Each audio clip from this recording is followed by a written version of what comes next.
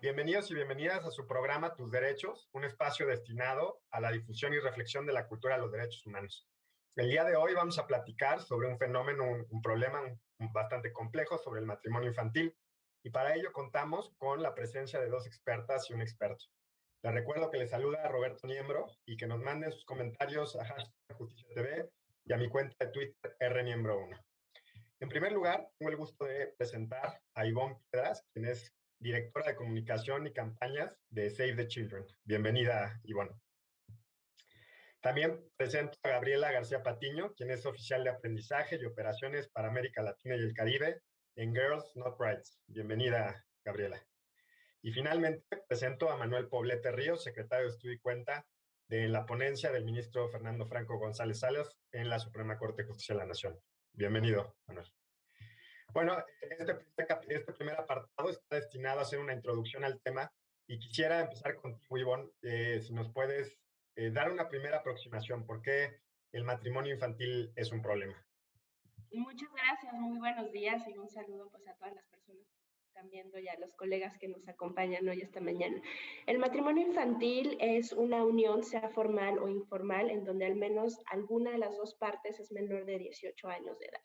En la experiencia de Save the Children y de muchas organizaciones hemos visto que el matrimonio infantil termina siendo una práctica nociva porque afecta a una serie de derechos de niñas, niños y adolescentes, particularmente de niñas, que son quienes se unen o son obligadas a unirse en mayor medida.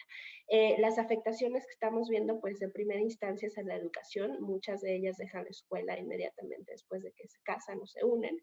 En la salud, la primera expectativa después de que practicas estas uniones es pues convertirte en mamá, entonces pues evidentemente llegan a tener embarazos pues tempranos y eso trae una serie de consecuencias en pues todo el proceso de desarrollo de las niñas y las adolescentes. El tercero es la protección, quienes se unen a temprana edad son más vulnerables a sufrir violencia económica, violencia sexual y violencia de género. Y bueno, tercero, una afectación importantísima a su derecho a la participación porque las posibilidades de tomar decisiones son bastante limitadas y bueno, están condicionadas a las decisiones que llega a tomar pues su pareja, su esposo, su familia, ¿no? Entonces hay una serie de afectaciones que evidentemente pues impactan en el desarrollo pleno de particularmente niñas y adolescentes. Muy bien, Ivonne. Manuel, ¿nos podrías decir cuáles son algunas de las causas principales para que se dé este fenómeno? Claro, Roberto.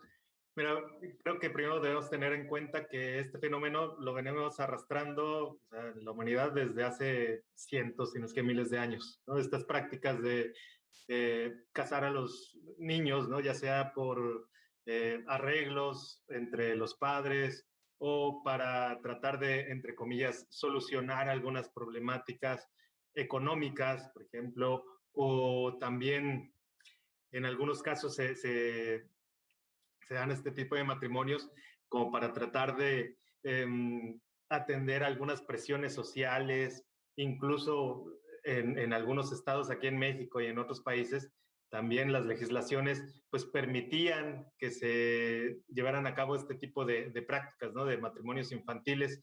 Por ejemplo, cuando existía algún embarazo prematuro o incluso alguna violación, ¿no? Algunas legislaciones decían, si una niña fue violada, pero, bueno, ahí se comete un delito, ¿no?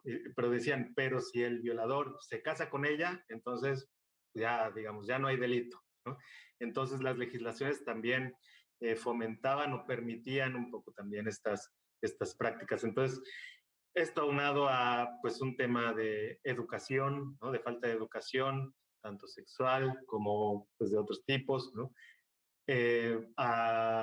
También influye bastante el tema de la condición económica y social, ¿no?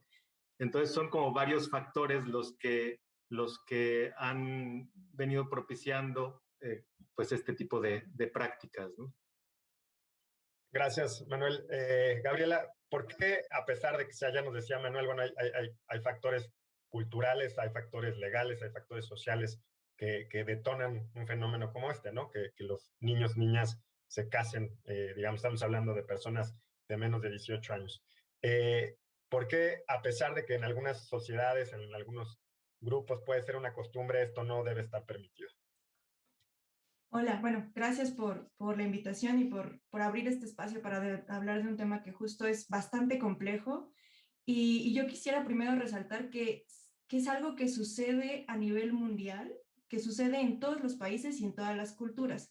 Es un fenómeno muy diverso y podemos, como ya lo decía Ivonne, estamos hablando tanto de matrimonios legalmente constituidos, pero también de uniones tempranas, que son uniones informales, donde no hay ningún papel legal sosteniéndolo, y también se pueden dar uniones o matrimonios forzados. Entonces, hablamos de un fenómeno que es bastante amplio y que sucede, como decía, en todas las culturas. Además, por costumbres o normas tradicionales se ve reforzado y arraigadas en ciertas culturas en particular. Y esto tenemos que deslindar un poco de la estigmatización hasta estos grupos e ir a un análisis intersectorial mucho más profundo para ver que no se trata de que solamente es que quieran tener estas costumbres en estas poblaciones específicas, sino que hay unas cuestiones de desigualdad estructural y de discriminación presentes en estas culturas en particular o en estos grupos que hacen que estas normas sociales o estereotipos de género estén mucho más arraigados y que tienen que ver con pues unas cuestiones tradicionales de cómo se visualiza a la mujer y el lugar que tiene la mujer, el valor que se le da en la comunidad, pero que también tiene que ver con una desigualdad económica, como ya lo decía Manuel, con inseguridad y violencia, con falta de acceso a oportunidades y pobreza, con falta de información y educación y con marcos normativos que son débiles. Entonces, necesitamos hacer visibilizar cuáles son estas causas que están detrás y también cuáles son las posibles acciones que tendríamos que hacer y que la misma comunidad se dé cuenta de que se trata de una violación específica a los derechos de las niñas. Muchas veces lo que pasa es que tenemos súper normalizadas estas uniones, como también lo decía Manuel, es algo que viene no solamente de esta generación, sino de mucho atrás, y hay otros problemas que son más visibles, como el embarazo en la adolescencia. Entonces, necesitamos ir hacia las causas y visibilizar qué es algo que sucede y qué es lo que tendríamos que hacer detrás de ello. Gracias, Gabriela. Ivonne, ya nos habías dado un panorama general de cuál es la afectación, digamos, para las personas, para los niños y niñas por contraer matrimonio infantil, pero estamos en un programa de tus derechos, entonces, ¿cuáles, para que las personas sepan cuáles son sus derechos humanos que se ven violados o se ven afectados por un matrimonio infantil, ¿no? Pues yo pensaba ahorita en el derecho a la educación, pero ¿qué otros derechos se pueden ver afectados? Bueno, ya lo mencionabas, ¿no? La educación, que dejan de ir a la escuela y dejan de continuar con sus estudios, y de acuerdo a la información, que esto es muy importante resaltar, existe poca información acerca de qué es lo que está sucediendo en el matrimonio infantil en México y cómo se desarrolla el fenómeno, pero podemos ver que la mayoría de las chicas y niñas que están unidas, el nivel máximo de estudios es el nivel secundario, ¿no? Entonces, allí ya estamos o se está truncando esta posibilidad de poder ampliar los estudios, y esto viene interconectado, como decía Gabriela, con una serie de problemáticas pues estructurales y sociales que vienen desde muchos años atrás y que están relacionadas con las desigualdades. Entonces, si una niña no tiene la posibilidad de continuar con sus estudios, pues está quedando también en este círculo de pobreza en donde no va a poder progresar y donde no va a poder superar el círculo de pobreza que la ha afectado a ella y que probablemente la ha afectado generaciones y generaciones dentro de su familia, ¿no? El segundo, como lo mencionaba anteriormente, es a la salud. Tenemos en México un problema importantísimo de embarazos adolescentes, embarazos de niñas que son producto de abusos y violaciones sexuales. Y entonces, pues evidentemente el cuerpo de una niña y un adolescente no está preparado para poder tener un bebé o poder desarrollar un bebé. ¿Qué trae esto como consecuencia? Bueno, trae como consecuencia muerte materna prematura, es decir, las niñas no están listas para ser mamás y lamentablemente fallecen. también trae una serie de consecuencias en la salud y en el desarrollo, y pueden llegar a tener padecimientos importantes durante el proceso de embarazo. Y evidentemente, bueno, pues una niña o adolescente que tiene problemas de salud desde pequeña, pues en el largo plazo va a seguir teniendo problemas y afectaciones de salud. Y esto también afecta a su hija o su hijo, porque pues pueden nacer prematuros, con bajo peso, con desnutrición u otro tipo de problemáticas, ¿no? Entonces aquí también viene una afectación al derecho a la salud y al derecho a la protección y al derecho a decidir, pues cuando están confinadas dentro del hogar, no pueden tomar sus propias decisiones y viven situaciones alarmantes de violencia. Desde Save the Children y en las investigaciones que hemos hecho y en el acercamiento que hemos hecho con poblaciones, las chicas que están casadas o unidas sufren violencia dentro del hogar, y ha habido, hemos tenido casos que este tipo de violencia ha sido bastante dramática, ¿no? En donde ha corrido en riesgo la vida de las adolescentes. Entonces, cuando tu vida está en peligro, cuando no tienes la capacidad de decidir, cuando vienen afectaciones inclusive a tu propio desarrollo de la personalidad, pues evidentemente hay una violación palpable al derecho a la protección de las niñas y las adolescentes que están casadas o unidas, ¿no? Y que están casadas o unidas, sea por un contexto que las está obligando, porque eso es importante decirlo, ¿no?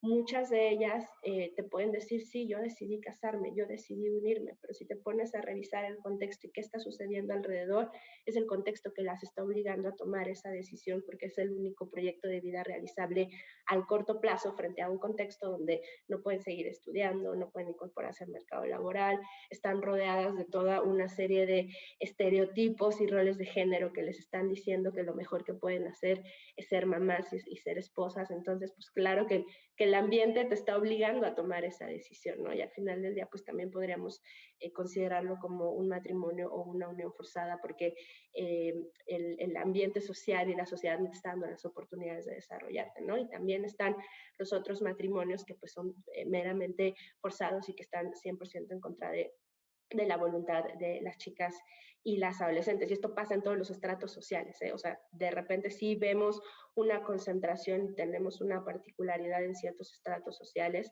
pero pasa en todos, ¿no? Y ha pasado por generaciones en todas las clases sociales. Entonces, este es como un panorama general de cuáles serían los principales derechos violados de niñas y adolescentes, particularmente porque les decía, se casan, son forzadas a casarse en mayor medida, pero también podríamos desagregar un poco más dependiendo del caso, ¿no? Porque la experiencia y la situación de cada una, pues es particular en cada caso de las uniones tempranas o matrimonios.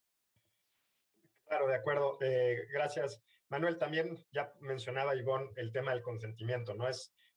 Difícilmente es posible hablar de que es consentido. Hay también la idea del cómo se afecta el desarrollo progresivo de los niños y niñas. ¿Por qué es tan relevante este tema del consentimiento? Digamos, ¿por qué habría una diferencia entre una persona de 18 años y una persona de 7 años o 16 años? ¿Por qué la legislación, por ejemplo, no podría ser una excepción respecto a este punto? ¿Cuál es tu opinión sobre el tema? Mira, sobre este tema, en cuanto a las legislaciones que han existido, ¿sí? Por ejemplo, advertimos que lo que establecían era que cuando un niño o una niña iba a acceder al matrimonio, ¿no? Necesitaba el consentimiento de sus padres o necesitaba el consentimiento de un juez o de otra persona, ¿sí? Esto ya de entrada implicaba que el consentimiento, o sea, que el consentimiento de la menor o del menor no estaba tomándose en cuenta, o cuando menos no se le estaba dando la preponderancia o la importancia requerida, ¿no? Se estaba dejando en un segundo plano el consentimiento del menor. Entonces, desde ahí ya, digamos, se estaba afectando su derecho, y bueno, hablaba del derecho, por ejemplo, a decidir, ¿no? O su libre desarrollo de la personalidad. Además, pues bueno, hemos visto que también en la gran mayoría de estos casos, los matrimonios infantiles, pues se daban derivado de situaciones que no, vamos, no derivaban de la libre voluntad del menor. No es que a una niña, a un niño se les ocurra, yo me quiero casar, ¿no? Y quiero casarme, sino que por lo general derivaban de situaciones, como comentábamos hace rato, de situaciones como embarazos, ¿no? Como situaciones económicas apremiantes para los papás o para la familia, ¿no? Y otro tipo de situaciones que buscaban arreglarse o solucionarse casando a la niña, ¿no? Por lo general, y hablo de la niña porque por lo general o la gran mayoría de estos matrimonios pues se daba con niñas, ¿no? Y niñas que las casaban con hombres mayores, ¿no? En general, mayores que ellas. Entonces, en relación a tu pregunta en cuanto a la decisión, pues creo que esto es una cuestión que debemos tomar mucho en cuenta, ¿no? Gracias, Manuel. Gabriela, antes de irnos a corte, si nos puedes decir, ya habías mencionado el tema de la desigualdad estructural. Nosotros solemos hablar de desigualdades estructurales, cómo esto afecta también a las mujeres, en algunos casos en particular, a las niñas, en este caso el matrimonio infantil, a lo que se refería también Manuel. ¿A qué nos referimos cuando hablamos de desigualdad estructural? Cuando hablamos de desigualdad estructural, estamos hablando de cuestiones profundas de falta de acceso a oportunidades, de pobreza, de falta de acceso a servicios de educación y de salud, y que están determinadas por un sistema de discriminación que tiene que ver con el sexo, con la raza, con el género, con la situación o el lugar en donde creces. Es decir, incluso la situación geográfica, el lugar en donde naces y en el que vives muchas veces determina el acceso que tienes a las posibilidades de desarrollo, de participación, de poder desarrollar un plan de vida distinto. Entonces, en el caso de los matrimonios y las uniones, vemos muy marcado cómo hay un sistema patriarcal, que quiere decir que se da mayor valor al hombre sobre la mujer, donde hay una desigualdad económica fuerte. Como decía, hay comunidades especialmente afectadas donde la pobreza es uno de las cuestiones muy marcadas que obliga a buscar la unión o el matrimonio como una forma de salir de esas dificultades. Y también cuando hablamos de este sistema patriarcal, nos referimos también al control de la sexualidad, al valor que se le da a las niñas y adolescentes, a estas culturas y tradiciones, e incluso a la inseguridad y a las violencias. Las mujeres están en mayor riesgo o exposición de violencia fuera del hogar y dentro, con abuso sexual, incluso por parte de sus mismos familiares. Y muchas veces esto también es una razón para que las adolescentes quieran salir de su casa buscando de esta manera una forma de protección externa, y vemos que la misma violencia que es parte de esta estructura lo que hace es que se replique y muchas veces con la pareja que se van a vivir, que se casan, o la familia de esta pareja vuelven a vivir violencia. Entonces estamos hablando de un sistema que está fuertemente arraigado en estas cuestiones que limitan el poder acceder a los derechos y el poder tener un pleno desarrollo donde ellas puedan pensar en un plan de vida distinto al matrimonio o a la unión inmediata, y pensar en tal vez seguir estudiando, tener acceso a un empleo decente, y que puedan entonces pensar en esas opciones no como la única, sino como una posibilidad más de un plan de vida a largo plazo. Muchas gracias, Gabriela. Es momento de hacer un primer corte. Ya volvemos. Les recuerdo que están viendo su programa Tus Derechos.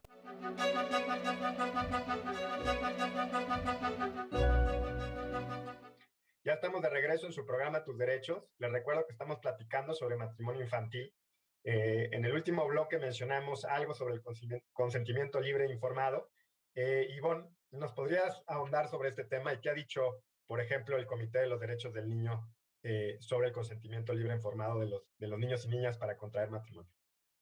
Bueno, hay una premisa antes de abordar el consentimiento libre e informado, que es el derecho a la participación. Todas las niñas, niños y adolescentes tienen derecho a participar en todos los aspectos que tienen implicaciones en su vida. Y el derecho a participar no solo implica que sean escuchados, sino también que sus voces sean tomadas en cuenta, así que las decisiones que se tomen vayan en este sentido de escuchar lo que necesitan y generar un ambiente para que las decisiones que se tomen sean mejor para las niñas y los niños, desde la perspectiva de las niñas y los niños, ¿no? Desde la perspectiva de los adultos, ¿no? Vivimos en un mundo y en una sociedad adultocéntrica donde las decisiones que estamos tomando las estamos tomando a partir de la vida adulta y no de lo que está sucediendo en el proceso y en el desarrollo de la niñez. Hay diferentes etapas de niñas, niños y adolescentes y hay diferentes situaciones de socialización, de desarrollo inclusive neuronal y fisiológico, en donde pues los niveles de participación de niñas, niños y adolescentes pues pueden ir cambiando y evolucionando para poder tener pues cierta autonomía e independencia y como les decía, lo más importante que su voz sea escuchada y atendida. Y pues vivimos en un mundo y en una sociedad, además de lo que mencionaba Gaby, patriarcal, en donde todo gira alrededor de la figura masculina, también vivimos en un mundo adultocéntrico, en donde las niñas y los niños no están al centro de la toma de las decisiones, ¿no?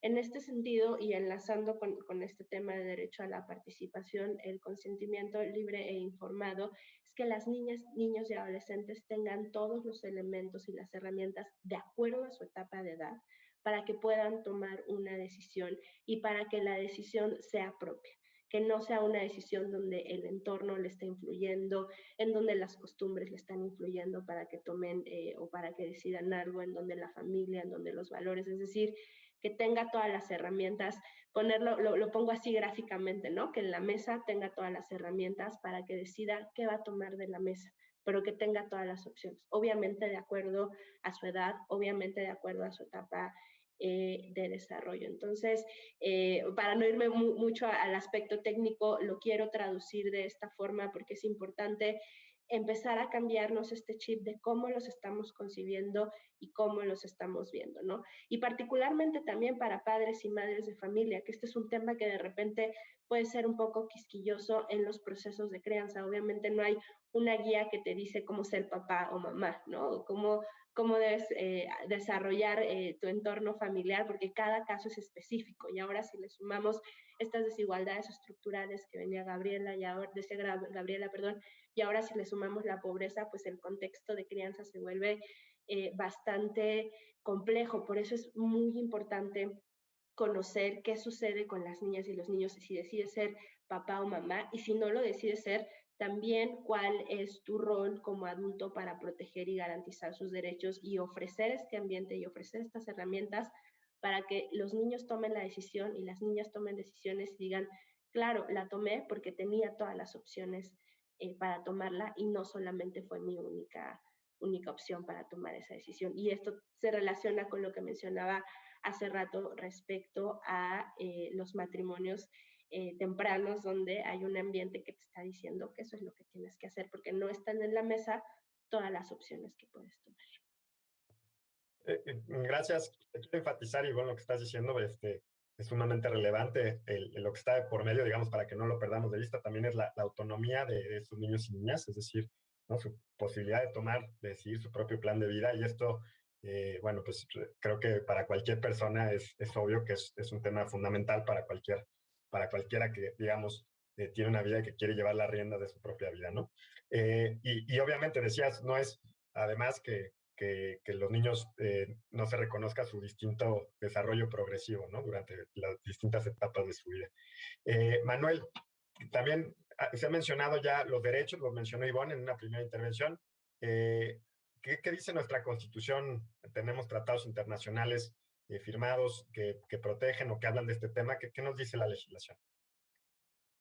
Sí, Roberto, mira, la Constitución en sí, la verdad es que no desarrolla el tema del matrimonio, mucho menos especifica una edad mínima o máxima o nada en relación con el matrimonio. Nada más en su artículo 30, por ejemplo, hace una mención, ¿no? En cuanto a mexicanos por naturalización, pues bueno, son aquellos que contraen matrimonio con un nacional.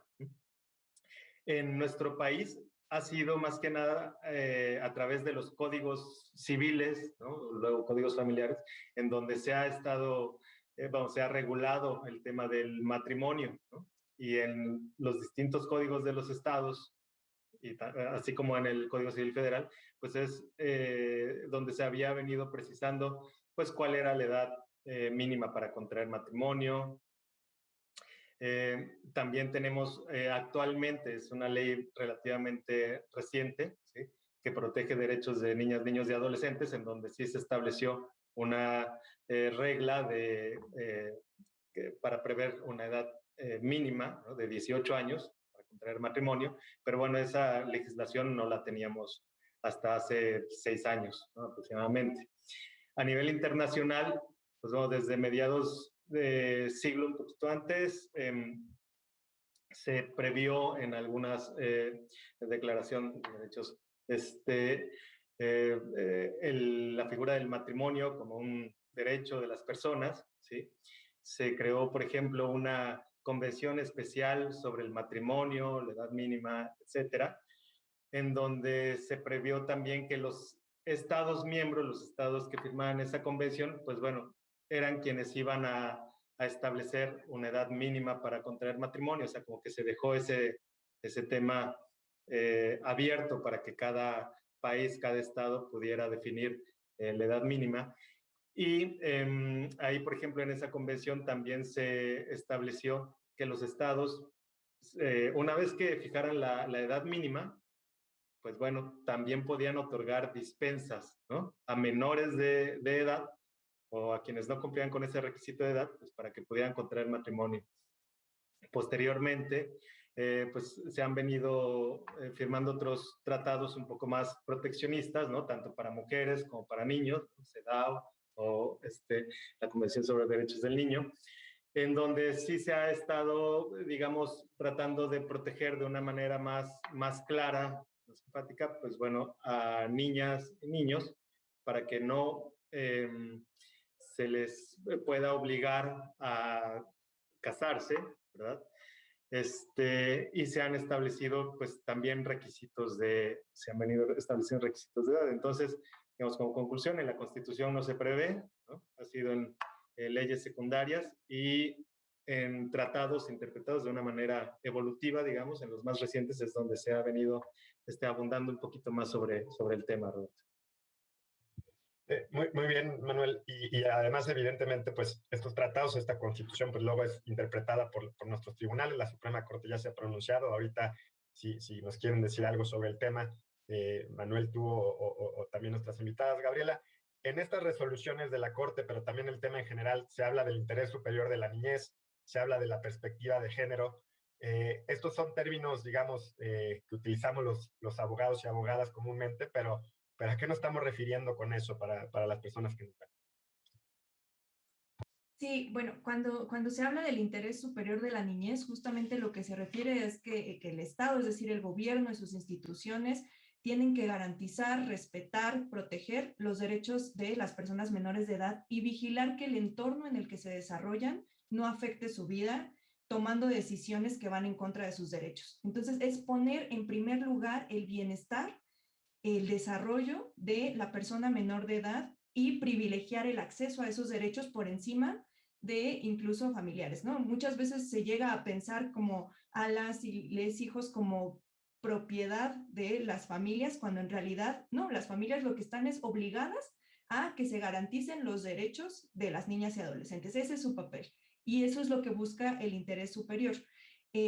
Justamente cuando hablamos de matrimonios y uniones, pues estamos viendo que esta unión muchas veces se busca con un afán de proteger los derechos de la menor y lo que vemos es que justamente lo que pasa es que terminan siendo una manera de seguir pues estigmatizando y poniendo en condición de desventaja y de desigualdad a esta persona menor, sobre todo cuando los casos como los que mencionaba Manuel, donde la unión se veía como una forma de garantizar el honor de la familia, de restablecer alguna falta, como podría ser el embarazo o el ejercicio de la sexualidad de las menores. Entonces, no, tenemos que irnos a qué es lo mejor y lo más importante para la persona menor de edad. Y cuando hablamos de perspectiva de género, es analizar cómo se están dando estas dinámicas de poder que están poniendo a las niñas y adolescentes en desventaja con relación a sus pares. Y van desde el hecho de que en muchas familias no se ve como una buena inversión que las niñas y adolescentes continúen estudiando porque no se ve en ellas un futuro que sea distinto al de la maternidad o el embarazo. Y es como si tengo un hombre y una mujer como hijos, pues le voy a dar privilegio a mi hijo varón porque es el que tiene que crecer y sostener a la familia, y a mi hija, pues ella se va a casar y va a terminar teniendo hijos, y entonces para qué es desde esa postura es donde necesitamos el análisis de género para ver cómo estamos tratando diferente a hombres y mujeres y poniéndoles un valor distinto por el simple hecho del sexo con el que nacieron. Muy bien, muchas gracias, Gabriela. Y bueno, ya habíamos mencionado, la Corte se ha pronunciado sobre este tema. ¿Qué ha dicho? Y además, un tema que ya mencionaste, las dispensas. ¿A qué nos referimos con ese tema? Es muy interesante platicar acerca de esta discusión que tuvo la Corte en 2019, y solo para poner un poco en contexto a nuestra audiencia y a quienes nos están escuchando, en la legislación mexicana a nivel federal y a nivel local había una diferencia entre las edades mínimas para casarse, ¿no? Dependía de la entidad. Por ejemplo, había entidades donde la edad mínima para casarse para niñas era 12 años y para niños era 16 años. Y ya lo mencionaban también hace rato, que inclusive delitos como la violación equiparada, solo en el caso de las mujeres, podía ser perdonado si la niña o el adolescente aceptaba casarse con su agresor, ¿no? Entonces, había toda una tradición, pues, en nuestro sistema legislativo mexicano, en donde de entrada ya ponía una diferencia y, como dice Gaby, asignaba un valor diferente a niños y a niñas al diferenciar las edades mínimas para casarse.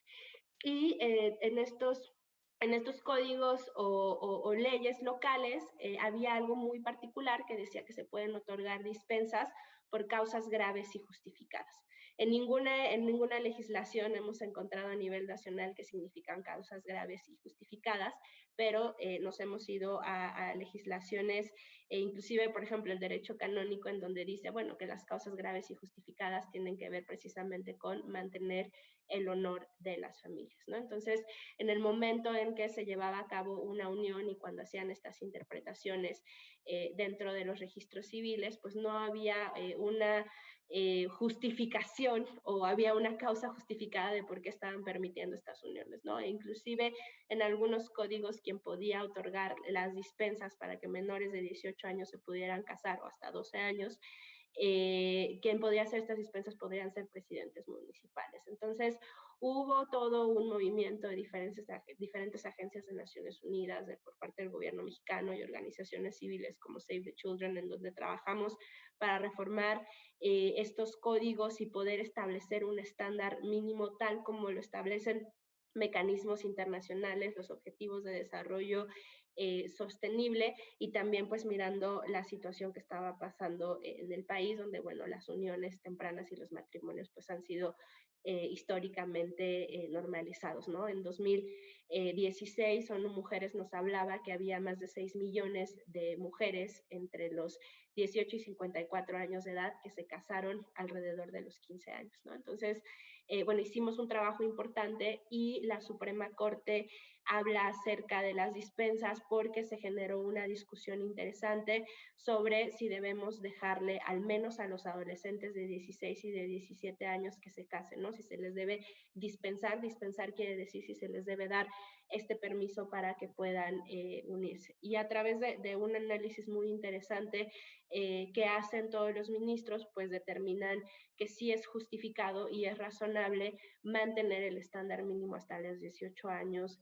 de edad, con el fin de garantizar una protección progresiva a los derechos humanos de niñas, niños y adolescentes, ¿no? Al analizar qué estaba sucediendo en el contexto nacional, analizar cómo se estaban dando estas situaciones en donde evidentemente las uniones no se estaban dando, y todavía no se están dando por voluntad propia, sino que es un contexto en el que se está obligando y que las consecuencias están siendo devastadoras, particularmente para niñas y adolescentes, pues la Corte dice, no vamos a limitar el derecho a casarse, a formar una familia si así lo deciden, pero el mínimo de edad son los 18 años de edad, y es una medida razonable, es una medida de protección progresiva, y es una medida para proteger toda una serie de derechos y vulneraciones que están sucediendo hoy en día en nuestro país. Evidentemente,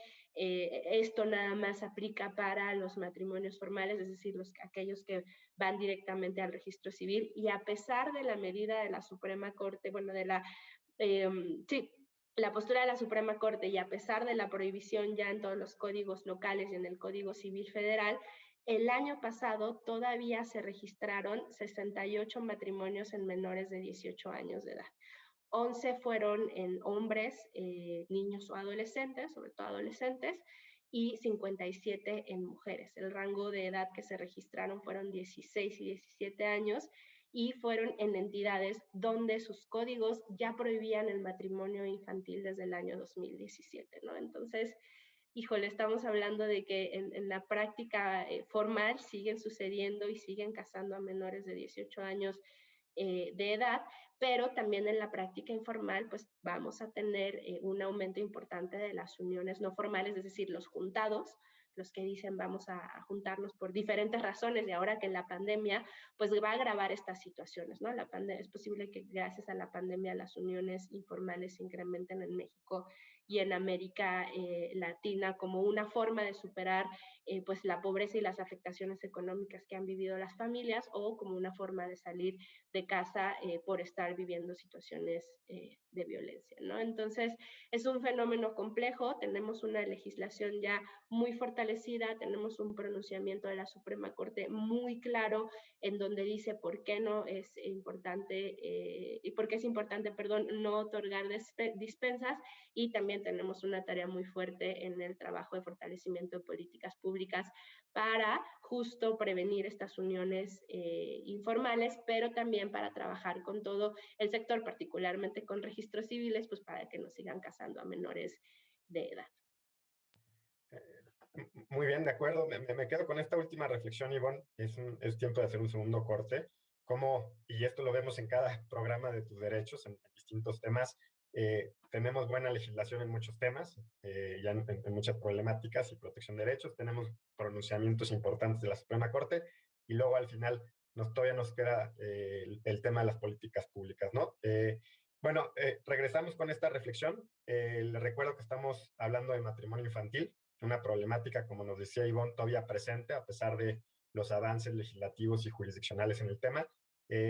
Regresamos en un momento, volvemos con el tema de matrimonio infantil.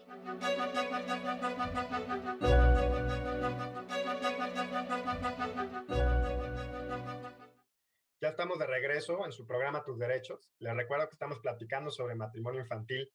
En el último bloque comentamos distintos temas como relación con el consentimiento, el pronunciamiento de la Suprema Corte sobre este tema, muy relevante de 2019, ya nos lo mencionaba Ivonne. También hemos platicado sobre el derecho internacional, lo que prevé, y el derecho nacional. Y ya nos decía Ivonne también que pues todavía queda un camino por andar, porque la legislación, digamos, ya está de avanzada, ya tenemos buenos criterios jurisdiccionales, pero se siguen dando en la práctica algunos matrimonios infantiles que están vedados por la legislación. Y sobre esto, Manuel, ¿qué nos puedes decir? ¿Por qué crees tú que la legislación, digamos, ya está adelantada, ya está en un buen lugar? Ya tenemos las convenciones, tenemos la Constitución, incluso tenemos pronunciamientos de la Suprema Corte, y seguimos viendo esto en la realidad. Y Roberto, mira, es importante, creo, mencionar que por lo general, para el común de la población, pues los cambios legislativos, ¿no? Las reformas o las sentencias que dictan los órganos jurisdiccionales, etcétera, a veces pues son desconocidas o se tardan mucho tiempo en ser conocidas por la población, incluidos los operadores jurídicos, ¿no? Las autoridades, ¿no? Que finalmente pues son personas, ¿no? Un presidente municipal surge de la sociedad, ¿no? Es una persona que finalmente es elegida, o un juez, pues bueno, es alguien con cierta preparación jurídica, pero pues también es una persona con virtudes y defectos, y desafortunadamente a veces es complicado estar al pendiente, ¿no? Día con día, de todas las reformas que hay en el país, o de todas las sentencias que se dictan, ¿no? Por nuestros órganos jurisdiccionales internos y por las cortes internacionales. Y esto creo que es lo que provoca que a veces esas reformas, esos cambios legislativos o esas sentencias tan importantes que se van dictando, pues tarden en aplicarse, ¿no? Tardan en aplicar porque pues se desconocen, ¿no? Entonces, es muy importante para precisamente, para pues apoyar o mejorar la difusión, por ejemplo, este tipo de programas, ¿no? En el que estamos, además de pues todo lo demás que se hace por medio de las autoridades, los programas sociales, etcétera, ¿no? Son bien importantes para que una vez que, vamos, se emite una reforma o una nueva ley que busca cambiar a la sociedad en algún aspecto, pues se difunda y se promueva, ¿no? Porque aquí es importante nuevamente recordar que esta práctica de los matrimonios infantiles está muy arraigada, ¿no? O sea, la venimos, decíamos, desde un inicio arrastrando desde hace siglos, ¿no? Entonces, vamos, las sentencias o las reformas que han surgido recientemente en los últimos años, pues necesitan ser muy difundidas y muy permeadas para lograr, pues, que cambiemos un poco la forma de pensar de las personas, ¿no? En este tipo de temas que ya a veces están tan arraigados, ¿no? En la sociedad. Gracias. Claro, el tema cultural que, digamos, va contracorriente a veces de las sentencias de la Corte o de alguna otra legislación. Digo, para quienes están interesados, recordar que la acción de inconstitucionalidad es la 22-2016, de hecho, ponencia del ministro Franco González Salas. Gabriela, ¿qué sigue después de esto? ¿Qué podemos hacer para cambiarlo? ¿Cuáles son los pasos siguientes? Es muy importante lo que mencionaba Manuel sobre, y también Ivonne sobre, es pues un avance el cambio de la ley. Vamos a ver un efecto paulatino, tal vez no inmediato, pero sí paulatino en la disminución de los matrimonios legales. Creo que eso es algo que gráficamente vamos a poder ver y que si bien todavía se dan algunos registros, sí podemos ir viendo una tendencia a la disminución, pero eso va a traer consigo también un aumento de las uniones informales. Porque los cambios legales pueden ser muy significativos, por ejemplo, para eliminar estas dispensas y estas cuestiones subjetivas que estaban en muchos estados, pero no son la solución mágica, ¿no? No es que con cambiar la ley hicimos un palomazo y México cumplió el matrimonio infantil y las uniones se acabaron y vámonos a otro tema. Eso no. Vamos a tener repercusiones muy importantes, también lo que mencionaba Ivonne con respecto al tema del COVID y cómo las y los adolescentes se están quedando sin oportunidades porque no hay escuelas, porque no hay trabajo, porque hay muchos lugares donde estas posibilidades de acceder a la escuela de forma virtual no van a estar. Y lo que necesitamos es que se alinee el aparato estatal en todos los sentidos, tanto el aparato judicial como el aparato ejecutivo y de las políticas públicas. Necesitamos vincular, porque si todavía siguen yendo adolescentes a solicitar un matrimonio, estamos perdiendo oportunidades no solo para negárselos, sino para hacer una gama de oferta de cuáles son las políticas que tiene el Estado que pueden estar ayudando a ese tema en particular. A lo mejor este adolescente está viviendo violencia, a lo mejor tiene dificultades económicas. Necesitamos articular las diferentes políticas, instituciones del Estado para que respondan a los derechos de esas adolescentes que por algo están buscando una unión o están viéndose forzadas a una unión. Entonces creo que es muy importante buscar un modelo interinstitucional que realmente comunique un aparato judicial con el aparato de políticas y que responda a las necesidades de los adolescentes, porque al final, más que eliminar en el papel una práctica, lo que queremos es garantizar los derechos plenos de niñas y adolescentes. Totalmente de acuerdo, Gabriela. Ivonne, ya mencionaste en tu intervención pasada políticas públicas, ahorita Gabriela las volvió a mencionar. ¿Cuál te parece a ti una buena práctica, ya sea a nivel nacional que exista o en el derecho comparado, para evitar, digamos, ya pasando de la legislación, pasando de resoluciones jurisdiccionales, en el tema administrativo? ¿Cuál sería una buena práctica para erradicar este problema? Por fortuna hay muchas buenas prácticas.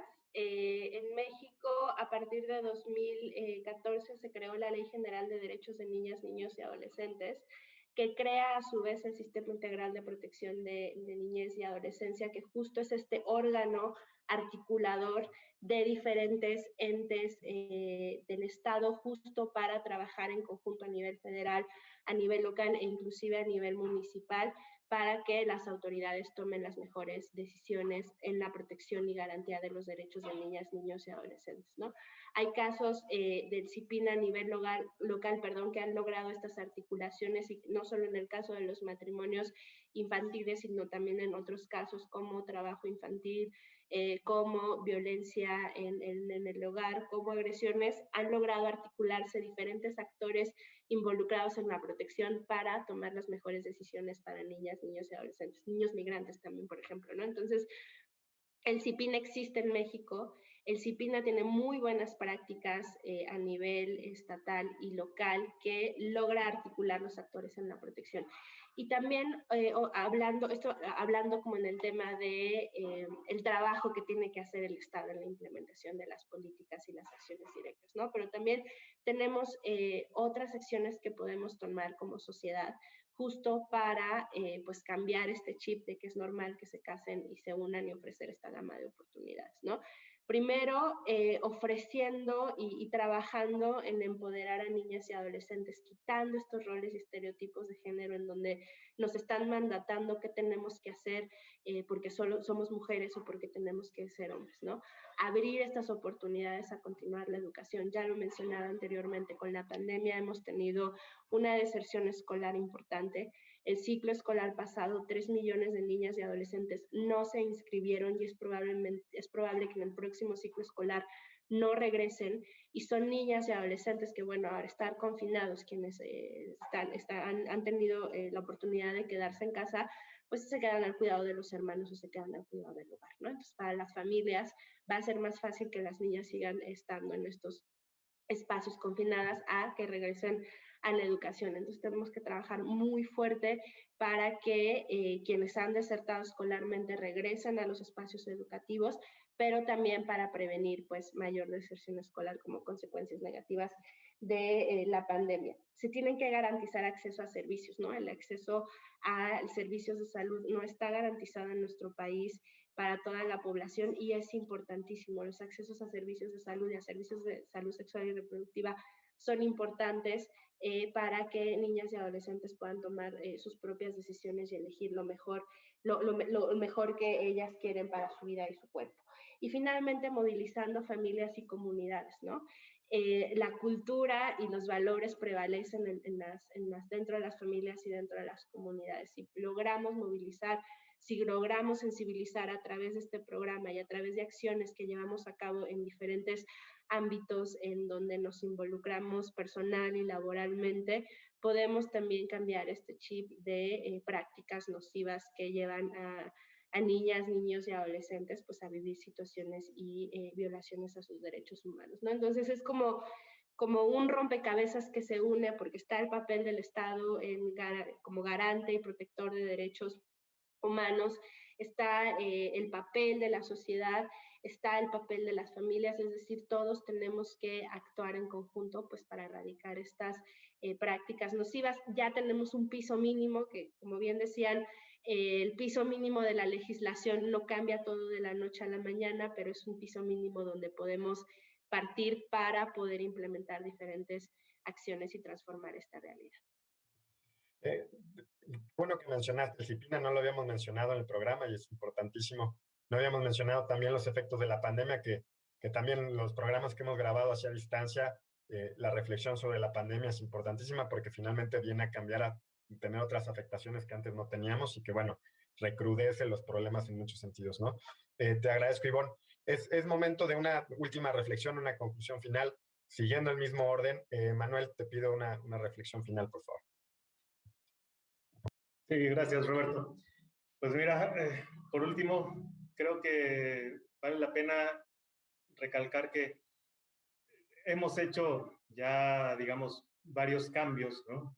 A nivel formal, a nivel legislativo, a nivel jurisdiccional. Se han emitido, como mencionabas, sentencias, ¿no? Como la Acción 22-2016. Los organismos internacionales también están haciendo su trabajo de difusión y de tratar de buscar las maneras de erradicar este tipo de prácticas. organismos de la sociedad civil también están haciendo su trabajo. Y pues bueno, creo que eso es un indicativo de que vamos por buen camino, ¿no? Simplemente hay que seguir insistiendo, seguir difundiendo este tipo de cuestiones para pues lograr la finalidad, que es erradicar, ¿no?, de manera definitiva las prácticas como nocivas como el matrimonio infantil. Pero pues bueno, yo me quedaría con eso, Roberto. Gracias. Gracias. Gabriela, por favor.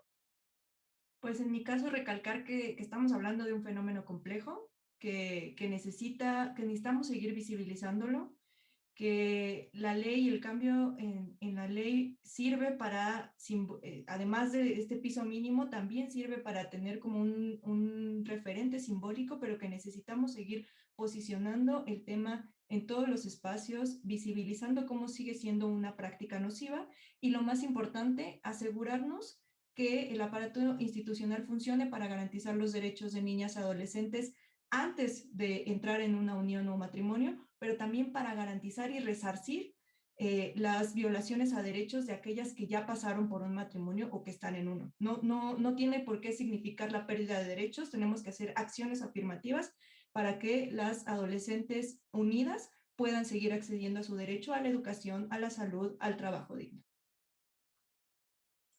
Muy bien. Ivonne, por favor, tu conclusión.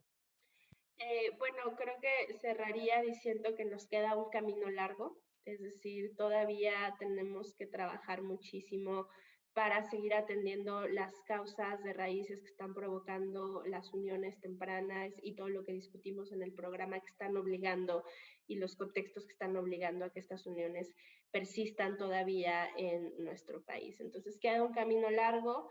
Queda un camino también de trabajo en equipo con todos los actores involucrados para tomar acciones y medidas para erradicar pues estas prácticas nocivas que afectan muchísimo a la niñez y la adolescencia, pero que afectan de forma diferenciada a las niñas y las adolescentes, pues por todas las profundas desigualdades de género que vivimos en nuestro país. Pues muchas gracias, Ivonne.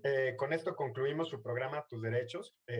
Como saben, platicamos sobre matrimonio infantil, una problemática todavía presente en nuestro país a pesar de los avances en la legislación y avances jurisdiccionales, particularmente por la Suprema Corte. Pues yo en lo personal aprendí mucho y espero que ustedes también, quien nos ven, a nuestra audiencia, haya sido de utilidad.